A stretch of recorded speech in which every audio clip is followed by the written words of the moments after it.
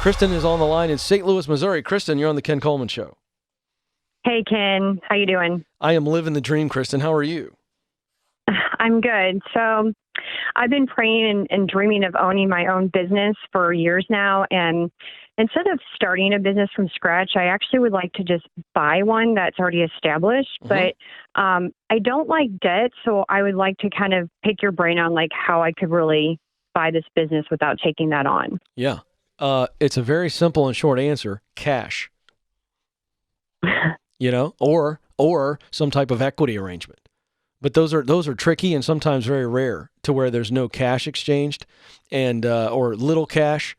But if you don't want to go into debt and it's just a tricky situation. And again, it's a very unique situation. So you'd have to have a really great relationship. And what I mean by equity is that you could go in with a small amount of cash and then you pay that owner over time through the profits. Do you know what I mean? And so it's one of those, okay, I'm not paying you all. So there's no interest rate on debt. And it's just, I'm going to pay you, and they trust that you're going to be able to do that. But I still look at that as a form of debt, because if something were to go wrong, you're still on the line for that money, And so I think the best way to do it for you is cash.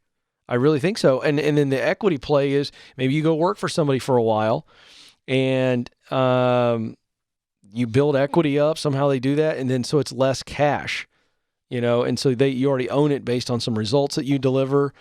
Maybe you forego bonuses. I mean, you'd have to get super creative is my point. And even as I'm brainstorming this, I think it's a long shot, but I'm at least trying to serve you by figuring out, how would we come after this to try to make this purchase happen without a ton of cash and zero debt. What do you think about rolling over like my 401k into it, or is that a stupid move? That's a stupid move. That's your money. Okay. Don't touch the 401k. That's your money. Would you acknowledge to me that if you're going to buy a business, there is some risk involved? Yes. Yeah, so don't touch the 401k. That's retirement. That's the true safety net.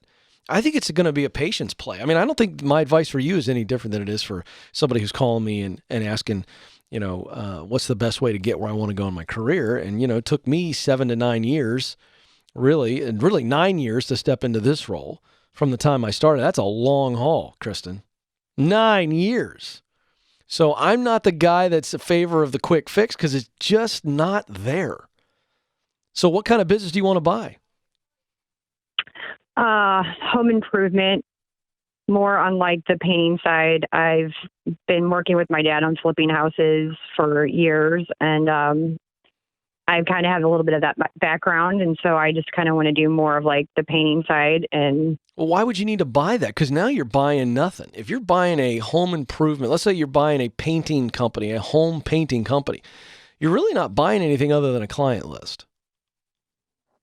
Am I right? Yeah, it's because I make a really good salary at my career, and if I quit my career and start from scratch, okay, now that's where you're gone wrong. I mean, it's a lifestyle change, I guess. No, but what if I tell you that you can start your painting business from scratch and not change your lifestyle and actually make more money? I'm listening. Okay, good. I like it. I need to know your reality. Are you married, kids? What's going on there? Yep. Married, 2 kids, 4 and 6. Okay, great. So that is going to limit this a little bit, but it's still doable. Do you have family that lives around you? Yes. Okay, great. Close family so they can help out with the kiddos? Yes. Great. So you start a painting business on the side, and you start it this month. You just do it. There's no risk. You're just going to go, hey, I'm painting now. I'm painting houses. I've been doing it with my dad. Your dad's got a lot of contacts. Yes or no? Yes. We have a network. Yes, you do. And you do as well, because you've been in this flipping game. So you know people. And you have a personal network, and you have a lot of acquaintances because you know a lot of people through the activities that your 4 and 6-year-old are involved in, right? Preschool, sports, school stuff, clubs, all that stuff. Yes or no? Yes. So you start offering your painting services. And you know when you do it? You do it on nights and weekends. You start small. Maybe you don't take on a whole house. Maybe you take on a couple of rooms in a house. and you start pocketing that money and you don't spend it. You put it right back into the business. Okay. Unless you've got some personal debt, then use it to eliminate your debt because that's going to position you well in the future. So I'm fine with you starting the side business, taking some of that money, put it into your, not some of it, everything that's just profit goes to paying off any personal debt. Then once that is done, if that is in fact the case, then you keep all that money and you pour it right back into Kristen's Painting Company. Okay. That's an awful name, but you understand what I'm saying. And so, correct. So that's how you start it. And are you going to be able to do it 4 weekends out of the month? No, realistically, probably not. But can you do it 2 weekends out of the month? Get the kiddies some activities. You're not stressed out. And here's what's great.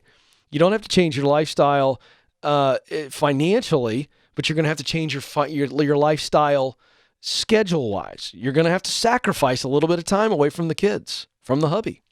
But you can get it started. And then you keep building this thing, growing this thing. And guess what? Kristen, you might be doing a little bit of the painting yourself, but maybe you're turning yourself into the CEO and the contractor, and you get 5 or 6 houses going, and you just hire the crews. And you're going around at nights and weekends checking the jobs, and you're the face to the customer. I don't see how you can't do that and stay in your full-time job for now. Am I missing something? No. And good idea. Yeah, by the way, I'm just going to tell you it's a great idea because you don't have to spend any money to buy something. But you're doing what you love. And you know what? You're going to be feeling that passion when you start off doing your first project. So that if you were my wife and we were sitting down over dinner talking about how to help you figure out how to make this painting company a reality, I'd make it a reality instantly and do it all on the side just the way I told you. There's really little to no risk there. What's the risk? You don't have to go buy a bunch of supplies until you have a client. They're going to pay for the paint. You buy the equipment. All right, you're going to need a little bit of upfront equipment, but that's fine. It's built into your first thing. You don't need this side hustle money right now. You got a full-time job. I don't see any risks. The only risk is, well, I'm away from my kids a little bit, and it was a really tough, long season of life. Well, welcome to the party. I was doing Saturday radio, and Joe Hankin knows. I was showing up at about 11 o'clock for a 2 o'clock show because I had to create the show from scratch. I had to be away from the house, 3 little kids under the age of 4. And I was away from them for 4 or 5 hours. And then when I went to drive time radio, 5 to 7, I was getting home at about 7:45, and the kids were going to bed at 8, and it was killing me. And eventually I got into a 3 p.m. to 5 p.m. slot. But I have made those family sacrifices for a short period of time. Does it hurt? Yes. Is it worth it? Yes. Are the kids not developed? No. Do we have a great relationship? Yes. You have to give up something to move up. So ask yourself, what do I need to give up in order to move up?